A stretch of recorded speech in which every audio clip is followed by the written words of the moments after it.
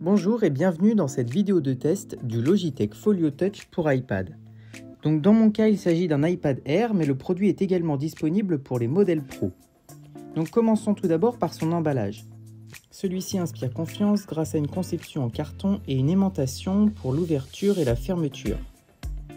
Une fois que l'on ouvre la boîte, le clavier se présente juste devant nous. Celui-ci est conçu d'un tissu sur l'ensemble de sa surface, sauf pour la partie en contact avec l'iPad où il s'agit de plastique. Au dos, on retrouve une sorte de châssis afin de poser l'iPad où l'on peut l'ajuster à différents angles. Une languette aimantée permet de bien fermer la protection tout en protégeant l'Apple Pencil. Une fois refermé, l'iPad est extrêmement bien protégé, mais à contrario, le clavier Logitech l'est beaucoup moins. Le Folio Touch de Logitech est donc un accessoire agréable à utiliser, il n'est pas froid ou chaud comme peut l'être les châssis en aluminium des MacBooks. Le Folio Touch de Logitech se connecte et s'alimente à notre iPad via 3 petits connecteurs placés au dos de notre iPad qui entrent en contact avec ceux du clavier. Donc l'utilisation du Bluetooth n'est pas nécessaire. Une fois branché, il nous est demandé d'installer l'application Logitech pour iPad. Ça a pour but de le mettre à jour l'accessoire, donc en ce qui me concerne, il est déjà à jour. Si vous souhaitez ensuite désinstaller l'application par manque de stockage sur l'iPad, c'est tout à fait possible sans compromettre le fonctionnement du clavier. Après, nous pouvons aller modifier quelques paramétrages dans les réglages afin de personnaliser notre clavier. Donc on se rend dans Général, puis dans Clavier. Il est possible de personnaliser les touches de modification, mais je conseille de les laisser par défaut. Ensuite, il est possible de choisir le type de clavier. On peut également se rendre dans Accessibilité, puis dans Clavier, et sélectionner encore d'autres paramétrages tels que la possibilité par exemple d'accéder au clavier de manière complète. Donc on peut aussi également revenir dans Général pour s'occuper du paramétrage de l'iPad. On peut par exemple modifier la vitesse du déplacement et le sens de défilement avec l'option défilement naturel. Donc maintenant on peut parler de l'utilisation au quotidien du clavier. Donc tout d'abord, le logiciel s'adapte très bien à sa présence, car lorsque nous tapons des mots, une barre de prédiction apparaît ainsi que d'autres paramétrages tels que afficher ou non le clavier virtuel.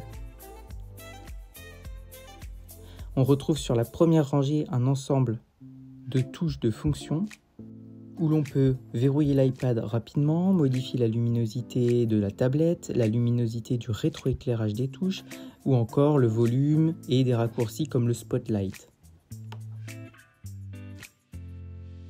Les touches de clavier sont très agréables à utiliser, de même pour le trackpad qui est très fluide. On remarque une très bonne optimisation des claviers avec la tablette Apple, ce qui rend l'expérience utilisateur très sympa.